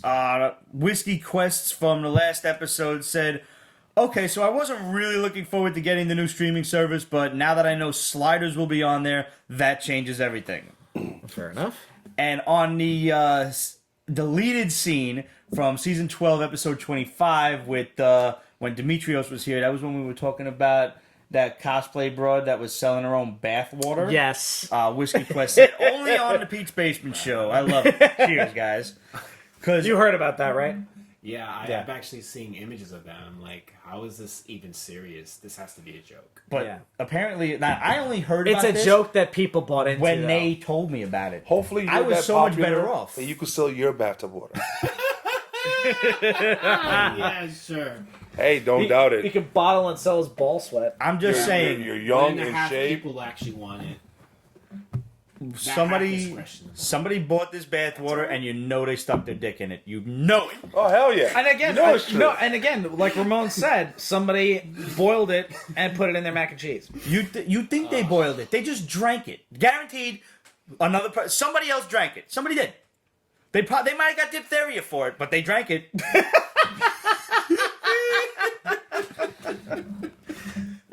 Shit. From episode 28, Mr. Wicked said, I saw T2 first years ago in the 90s. I agree, my guy. My mind was blown watching the first Terminator when Arnold was the bad guy. I think you gotta watch the first one first to really appreciate Arnold being the good guy in the second one. I agree. And You seen the trailer for the new one? I have not the latest trailer. I am so confused about that trailer. I don't know where it's going. Neither do they. If it makes you feel better. Yeah. It's technically this is a sequel to part 2. Two, yeah. And they're like avoiding. Yeah, the they're other avoiding ones, 3 which and aren't 4. that bad. Which is Yeah. a bad way to defend a movie by saying it isn't that bad. But anyways, Finally, That really is. Doomsmith Art said, and he corrected me, and I always make this mistake. Last week we mentioned Fire and Ice. Frazetta created Fire and Ice, but it was actually Ralph Bakshi who animated the animated movie. You're right, and I always make that mistake. because Frazetta deserves all the credit. Well, That's no, not I mean, true. Bakshi- In that case, yeah. But it's Bakshi just does we a lot love of it. cool We are stuff. biased. We do love the bastard. And finally, we have an inside scoop on what's going on with Spider-Man and Sony and Disney from the one and only Mikey Sutton on Facebook. Now, if you know this guy, you know that he has sprung a lot of leaks in the course of the MCU over the last several years. And if you're one of those fans out there who really knows, then you know. If you know. But this stems off of one of the last articles that was written by Variety Magazine and then jumped on by comicbook.com and all of these other places where the one of the head chief know-it-alls, higher echelon powers that be, said that the door is closed for Spider-Man. But what he said was specifically the door is closed for now. But what everyone is jumping on is the door is closed. And they're making these rage click sites that Clickbait, this is the nature of the internet now. Is this they have these headlines that are purposefully misleading to get you to click on them, because the more you do and the more you comment on it and the more you share it and say whatever else, it just helps them. They're baiting you into it. Now, I did share this on the Peach Basement page just for the sake of showing you where the story came from, but I also shared it with the intention that we have some news from Mr. Mikey Sutton that this is essentially a lie. And Mikey said, and I quote, I'm going to just read this verbatim here. Sony's not saying anything new now than they were a week or more ago. As I mentioned before, this is all called the takeaway. It's a business model. I've done it before. They're putting pressure on Disney to accept an inferior deal by negotiating through social media and the press. Makes sense. They're the only ones talking to the press. How many times do you see Sony said this, Sony said that, Sony said this? Disney's just sitting back like, whatever. Yep. Sitting back, quiet. Because Disney's got that big dick energy. They did not. It's true. They denied talking with Disney for the first deal, too. And let's not forget that Fox also said that they weren't talking to Disney before they were purchased. And again, there's that lie stating that Kevin Feige is too busy. It's always been Sony's claim that to rid themselves of the blame should a new deal not go through. Kevin Feige is not busy. Kevin Feige set up Spider-Man as the golden boy of the MCU. There's no way he's too busy to do Spider-Man. Right. That's just Sony saying, oh, well, you know, he's really busy. We'll take it from here. No, that's just plain spoiled sport. If you want to believe this man and the rage-clicking sites that will follow, be my guest, panic all you want. And should you decide to do that, study up on business while you're at it and how they work negotiations. It's business 101. I'm sticking to my intel, thank you, and we're sticking with you, buddy. Yep. And quite frankly, this is nothing different than what Sony was saying not too long ago. Compare them, it's just different wording. The key line here is for the moment. Of course, what many will remember is the door is closed. Mm-hmm. In other words, they just haven't reached a deal yet. It's still in the same stalemate that it was, but that's not to say that the talks are over, that everybody's done, fuck off. No, there's billions to be made here. Don't believe the rage click sites that say that it's over. It's not over. Yogi Berra said it's not over till it's over. Yeah. And it's not.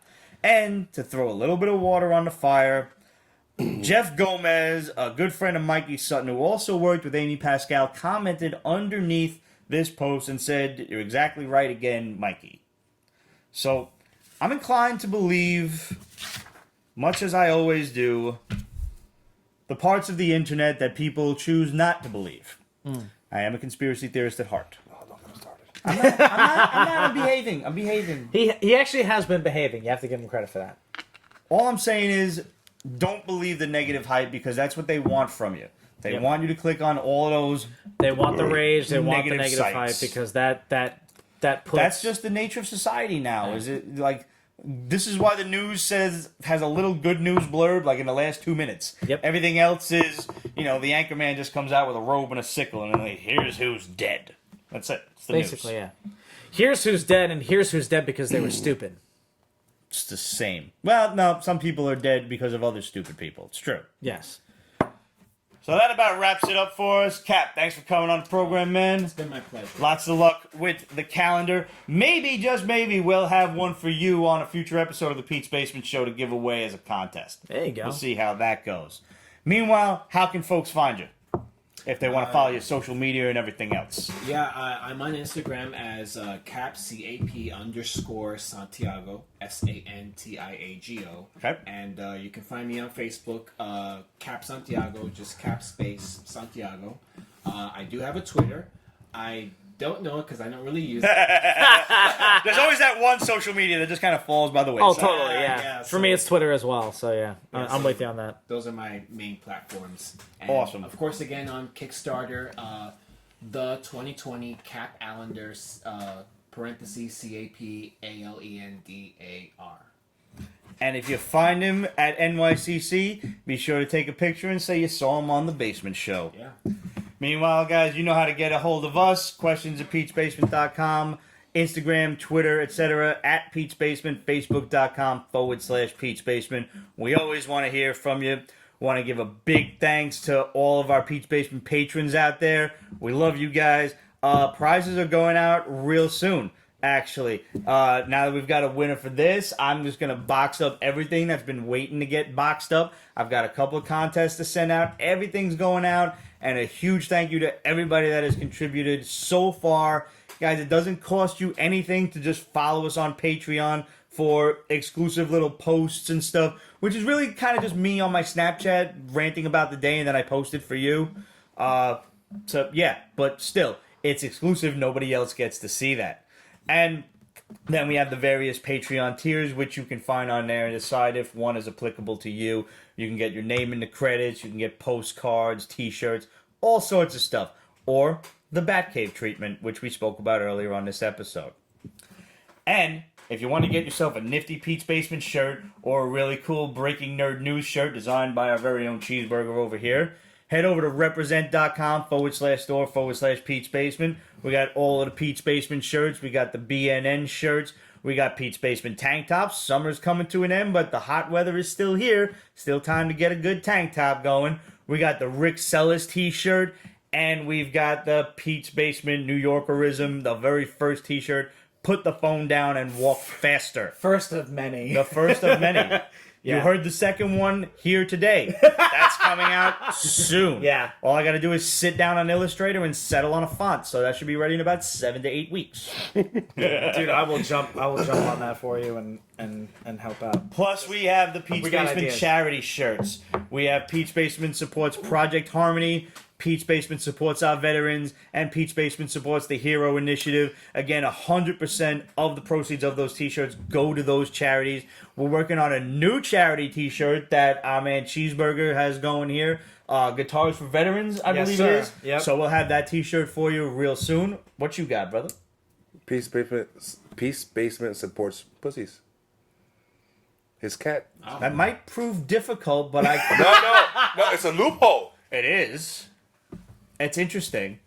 That would require a graphic along with it. That's fine. Yes. But I am that's I am fully amenable to an animal charity, as I do love animals far more than people. Yes. I'm 100%. Granted, the only people that Pete's Basement is supporting in this are veterans, who I always support, and the Hero Initiative, which, if you don't know, supports old school silver, bronze, etc. age artists and writers in the comics industry who...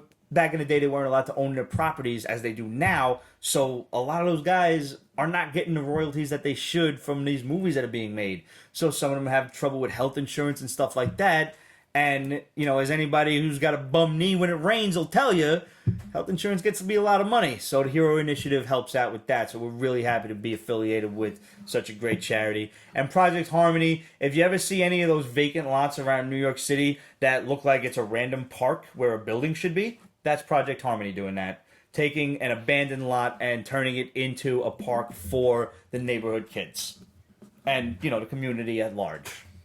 So it's really, really fantastic stuff.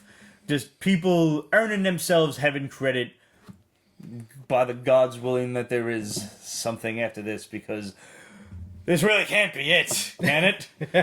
Shit. Huh. Well, that about does it. Kat, thanks for coming on the program, man. We had a blast. We hope to have you here again. It's fun, definitely. And we're going to drag Jay here and we're going to get some fun pizza. Oh, Yeah. Oh, yeah. And we will definitely see you at NYCC at the very latest. Yes, you will. And we'll see you guys next week. We got Steve from World Collectibles coming. And the week can't after wait. that, we have the boys from Medium Popcorn coming. It's going to be great. And then we're off. And then it's NYCC. So... times are flying. Wow. Going to be some great episodes coming in the near future. We'll see you soon. Peace.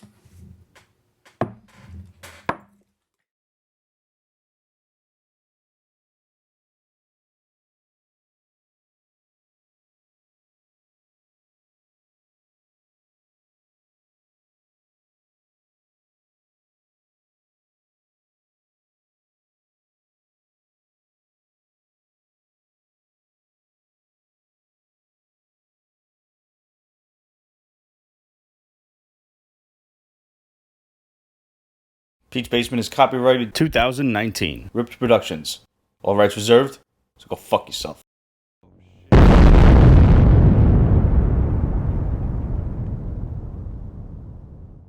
Mo needs to stop drinking so much whiskey. He's going to give the show a bad name. Thank you, Jay. Onward, Buttercup. There's fuckery to spread. Sounds like it would be one of those Area 51 raid kind of thing. Everybody forgot Yeah, about but that now that the chicken sandwich is out. What the hell?